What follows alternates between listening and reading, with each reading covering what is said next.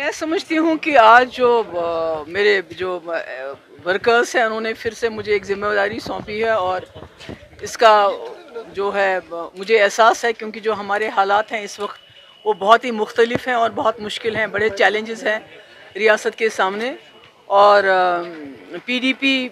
जिसका जन्म ही हुआ है जम्मू कश्मीर के जो हालात को ठीक करने के लिए, जम्मू कश्मीर के मसले के हल के हवाले से, जम्मू कश्मीर के जो लोगों के एहसासात हैं, जम्मू कश्मीर के लोगों की जो ख्वाहिशात है उसकी तर्जमानी करने के लिए, तो इस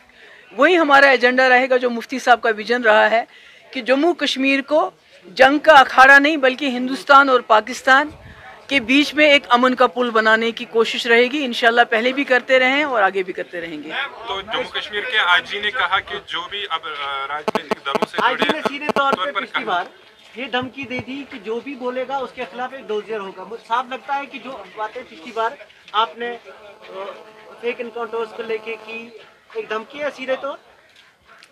देखिए, वो अपना काम करेंगे, मुझे अपना काम करना है। मुझे लोगों की जो पे जुल्म है, मजालिम हो रहे हैं, एक बाप अपने बच्चे की लाश मांगता है उसको नहीं दे रहे हैं, दूसरी जगह एक बच्चे का अगवा होते होते लोगों ने रोक दिया, तो ये तमाम मुश्किलात हैं इसको जो जम्मू कश्मीर के लोग फेस कर रहे हैं। तो मैंने तो ये बात करनी है, तो अगर आईजी साहब का उसकी अपनी ड्यूटी है, अगर उनको लगता है कि ये बातें जो हैं कोई कानून के ख़िलाफ़ कर रही हूँ मैं और इसके लिए उनको मुझे अरेस्ट करना है, तो वो अपनी ड्यूटी करें, मैं अपनी ड्यूटी करूँगी। कुछ नेताओं का मानना है कि 370 से पहले स्टेटहुड इज वेरी इंपॉर्टेंट, क्योंकि 370 सुप्रीम कोर्ट में है और पीएचडी खोखले दावे कर रहा है, तो इस पर आप क्या कहेंगे? क्योंकि नहीं, इस पर मुझे कुछ नहीं कहना है, क्योंकि देखिए स्टेटहुड तो मरकजी सरकार ने देना है, वो तो महबूब मुफ्ती ने नहीं देना है ना। खुशकिस्मती है हमारी